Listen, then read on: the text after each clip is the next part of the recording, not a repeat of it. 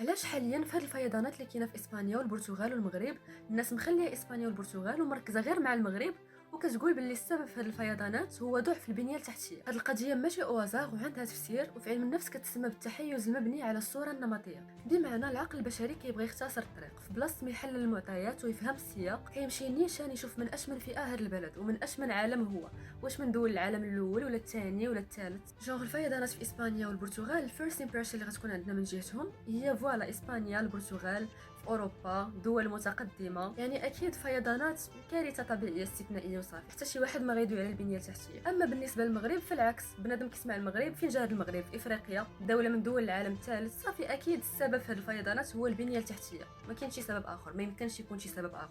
نفس الفيضان نفس الكارثه الطبيعيه، ولكن تفسير مختلف وصوره ذهنيه مختلفه. في حين ان البنيه التحتيه في المغرب مزيانه، واصلا هادشي اللي طاري ما عنده حتى شي علاقه بالبنيه التحتيه، هذه كارثه طبيعيه استثنائيه خلات السدود ما شاء الله تعمر في واحد الوقت قياسي، والتربه حتى هي شربتها 100% الماء، ما بقى عندها فين تزيد تشرب.